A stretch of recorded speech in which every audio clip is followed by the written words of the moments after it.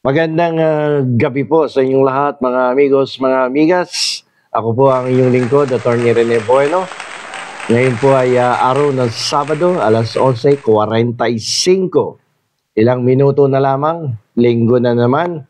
At sa araw ng linggo ay may magaganap pong isang malawakang kilos protesta at rally na gaganapin po bukas, mamaya pala. No? Mamaya na kasi habang nagsasalita ako dito, linggo na eh. So September 21 yan, no? Sa EDSA Shrine yung isa sa Luneta Park. Ito pong protesta na to ay may kinalaman sa mga anomalya sa flood control ng Department of Public Works and Highways.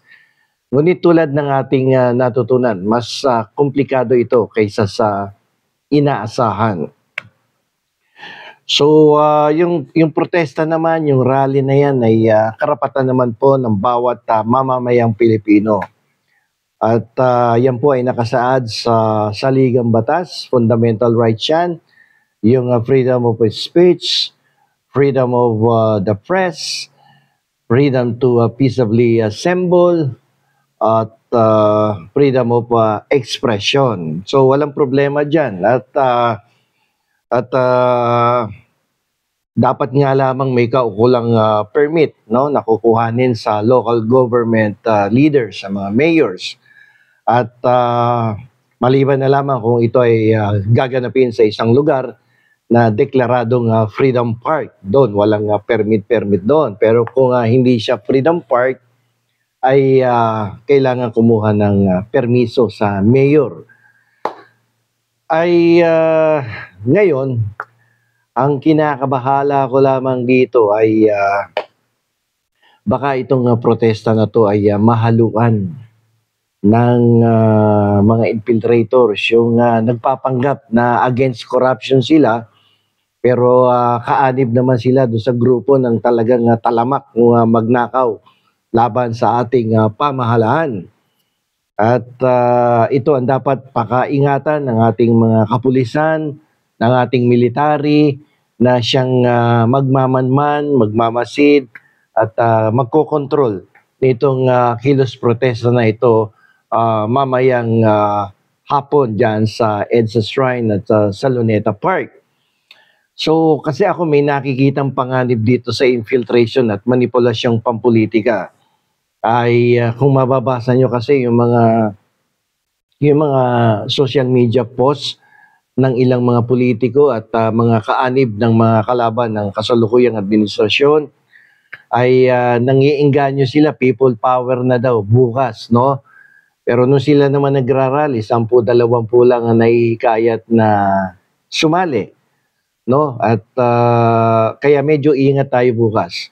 May malaking panganib ito, no? Baka mapasok o ma-infiltrate ng mga grupong may ibang agenda.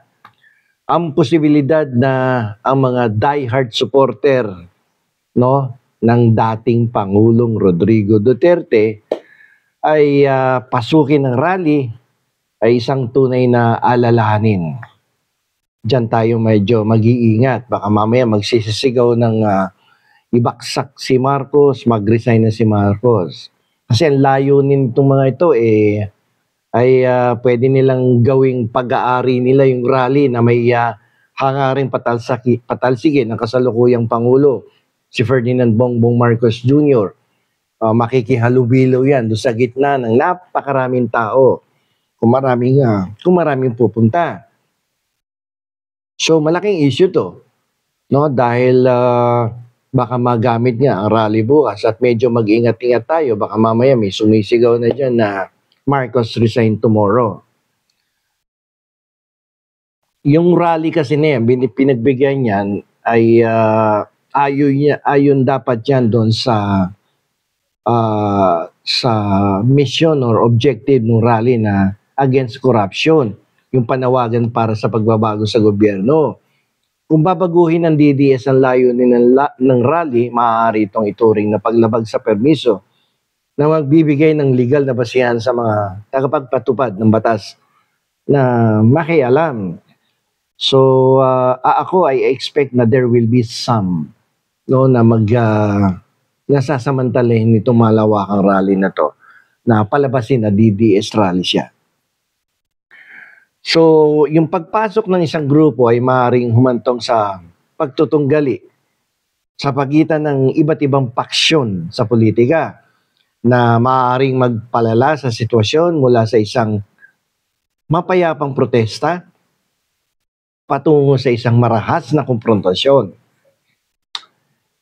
Dahil dito, lalabag to sa patakaran ng tinatawag nating maximum tolerance at maaaring magresulta sa pag-aresto at pagsasampa ng kasong kriminal.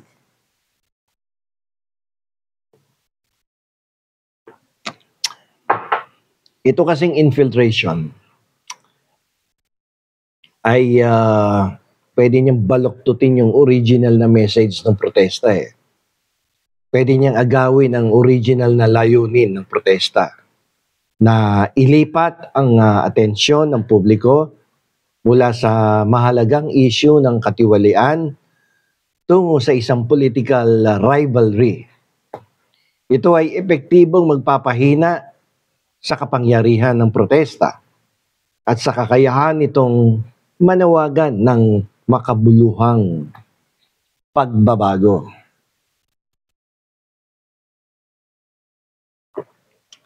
Yung mga organizers, no?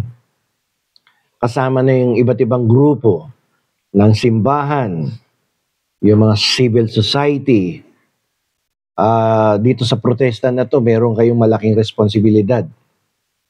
Dapat kayong maging handa, no, na i-manage nyo, pamahalaan ang mga tao, malinaw na dapat ipahayag na hindi sila kasama sa anumang grupo na susubok na agawin ng protesta. At panatilihing nakatuon ng mensahe sa pananagutan at reforma.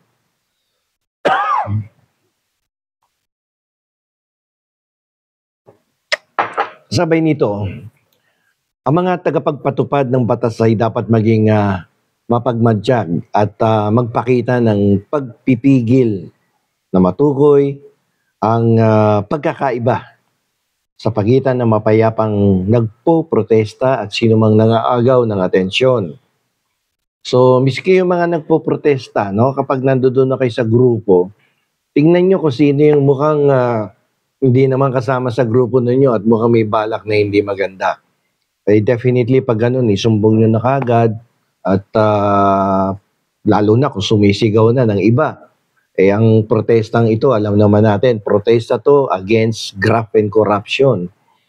At so, ang tagumpay ng protesta na to sa bukas o mamaya ay hindi masusukat sa laki ng o dami ng tao, kundi sa kakayahan nating panatilihin ang integridad nito. Kung ang mga organizer, kalahok, ay makakaiwas sa tukso na magpagamit sa isang pampulitikang agenda. Kung sila ay mananatiling matatag sa orihinal na mensahe ng pananagutan at reforma, sila ay makakamit ng isang tunay na tagumpay. Mapapatunayan nila na ang karapatan ng mamamayan na magprotesta ay hindi isang pampulitikang instrumento na gagamitin ng mga nasa kapangyarihan, kundi isang sagrado at hindi matitinag na puwersa para sa katarungan. Ang tunay na pagsubok ng ating demokrasya ay kung ang kolektibong tinig ng mamamayan ay maaaring manaig sa ingay ng pampulitikang oportunismo at marinig nilang isang nagkakaisang panawagan para sa isang mahusay at mas transparent na pamahalaan. Sana'y maging matagumpay ang protestang ito maya-maya sa Luneta at sa EDSA Shrine. at sana'y maging mapayapa ito at hindi mahaluan na mga oportunista na pwedeng angkinin ang rallying ito bilang kanila.